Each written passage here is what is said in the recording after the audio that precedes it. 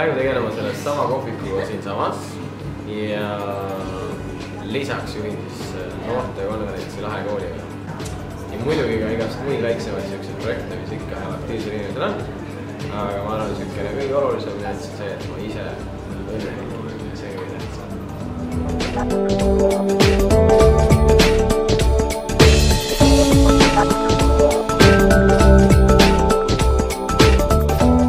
Mind innustas õppima võib-olla selline väike põnevus, et milliseid tulemusi ma võiksin saada, kui hästi ma võiksin ennast väljendada, kui häid tulemusi siis saada, proovida. Ja võib-olla selline kirg oli ka, et asjad oleks kiiresti kogu aeg tehtud, et siis saaks tegelikult nendega kõige rohkem inspireerida. Ja need, mis on siis need tõelised huvialad ja hobid.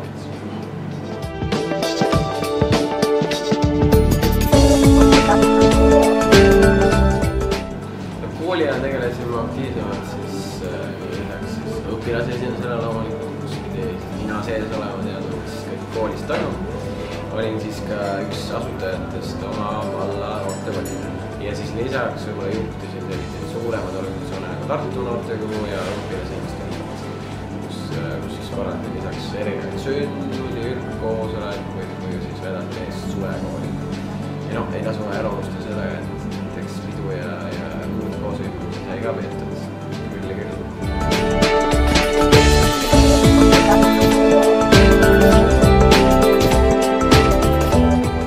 Ühelt poolt aitas õpilasaktivism kaasas enesekindlusele. Sa tundsid, et sa oled ühe parem esineja näiteks, läbirääkija. Et iga olukord sinu jaoks on palju lihtsam. Teiselt poolt, kui sa töötad koos 100, 50, 200 noorega, siis sa pead tegema kompromisse. Kompromissid on kõik siis sellise ühise missiooni heaks. Ja see missioon oli see, mis ma tundsin, et kui sa tahad kedagi motiveerida, siis see missioon on see, mis inimesed kõige paremini kokku toob. Ja sain aru, et need inimesed, kes minu koos on, julgevad õnnistada suured, nad ei karda mitte midagi. Ja see oli nii äge. Ja ma tundsin, et ma tahan ise rohkem õnnistada. Ja selle nimelt tööd teha. Ja töö oli see, mis oli ränk. Kui sa oled õpilasliidu juhatuses, see töö on meeletu. Ja see oli võib-olla selline hea kool, kus ma sain siis oma sellise vitsad kätte. Iga päev 3-4 tundi järjest meile lugeda, vastata. Päris kõva on. Aga üks võib-olla põhiasi, mis ma tahan välja tuua, on see, et iga organisatsiooni jaoks kõige tähtsam on liikmed. Ja kui ei ole neid liikmeid, siis tegelikult organisatsioonil on mingit väärtust. Et hoidke neid liikmeid. See on üks oluline mõte, mida ma ise alati kaasa olen.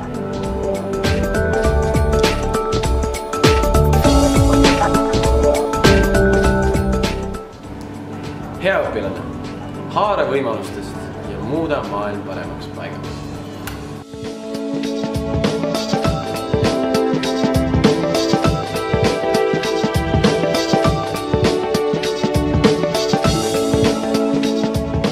Millega ma tegelen? Juhin erinevaid kampaaniaid ja tegutsen kommunikatsioonijuhina. Ja alates 2013. aastast on Rapla vallavolikogu liige. Ja poliitikal on minu elus väga suur koht. Päris mitu aastat.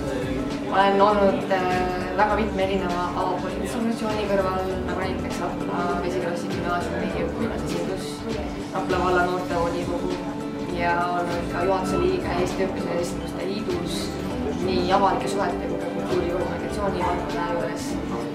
Ja tegelikult neid organisatsioone on tohutult palju veel. Ja teiselt poolt on teinud poliitilist karjääri Sotsiaaldemokraatliku Erakonna ning juhtinud ka noorteorganisatsiooni Noored Sotsiaaldemokraadid presidendina. Ja kui rääkida sellest, millest ma unistan, siis lähitulevikus kindlasti suuremas karjääris kohalikul tasandil poliitikuna ja tahaks oma jalajälge ärimaailmas oluliselt sügavamale viia, kui ta seni hetkel on.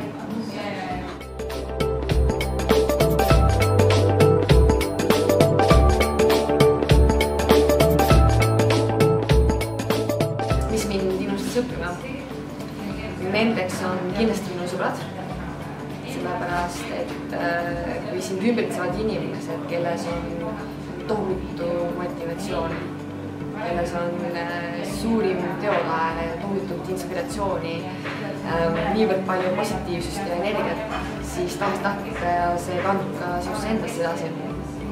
Ja ma siiralt usun, et inimene on just see, kes ta on tänu sellele, kes ta ümbritsevad. Ehk siis, kes on su sõbrad, see annab väga palju sinu enda tegelaskujule seda personaalsust juurde. Ja ma arvan, et ma olen üks parim näide sellest tegelaskujust.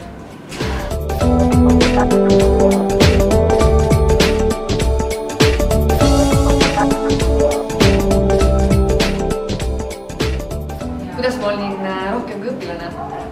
Nüüd tagasi vaates aegadesse, kus see õpilasaktiivsus oli suur osa minu elust, siis ma ka tegelikult mõned ise imestan, et kuidas ma jõudsin. Üheaegselt pidin ma juhtima Rapla Vesiloisi gümnaasiumi õpilasesindust, olema juhatuse liige Eesti õpilasesinduste liidus, kolisin just äsja iseseisvalt Tallinnasse elama. Minu täielik majanduslik sõltumatus oma vanematest, kus ma olin siis 16-aastane. Ja tegelikult ise hakkama saamine. Et see tuli nii noorelt ja selleks kulus tegelikult tohutult palju aega ja teisalt ma pidin käima ka Tallinnast otse Raplasse koolis, sest ma ei plaaninud kooli vahetada. Ja kui ma nüüd tagasi vaatan ja mõtlen, kuidas see juhtuda sai, siis tegelikult ma tean seda vahelit. See on mõtlemises kõrgi. Ehk siis ma ei ärganud mitte kunagi ja järgi ka tänasel ma võin mitte kunagi hommikul küsida enda käest, kas ma jõuan, kas ma saan, kas asjad juhtuvad nii. Kõik kas on selline negatiivselt ajastatud küsimus juba. Ma ärkan hommikuti selleks, et küsida iseenda käest kuidas. Kuidas ära teha, kuidas aega leida, kuidas saada parim tulemus, kuidas. Ja ma siiralt usun, et edu ja õnn sõltub sellest, kuidas sa ennast ette valmistanud, kuidas sa oled ennast häälestanud sellele tegevusele ja kuidas sa mõtled. Kõik on mõtledes kinni.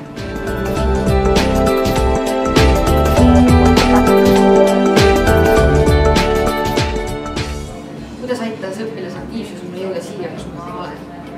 Ma arvan, et sellele küsimusele on väga lihtne vastus. Ma ei oleks siin, kui ei oleks mul õpilasaktiivset minevikku.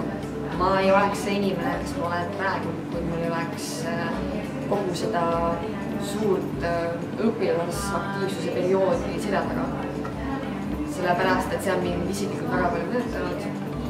See on seadnud mu elule uued mõtted, uued vaatlused, toonud mulle tohutult palju häid sõpru ja tohutult palju inspiratsiooni ja ideid ellu. Ja ma ütlen ausalt, et see eelistootsman, kes ma olen tänasel momendil, ei oleks ma ilma selleta.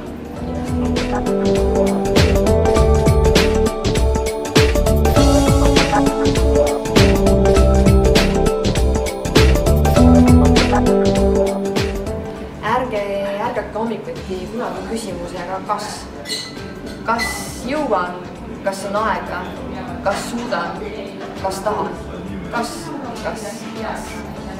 Ärgake selle nimel küsida enda, kuidas. Kuidas anda endast parim, kuidas leida aega, kuidas jõuda. Edu sõltub kõik vaid sellest, kuidas te mõtlete. Edu teile!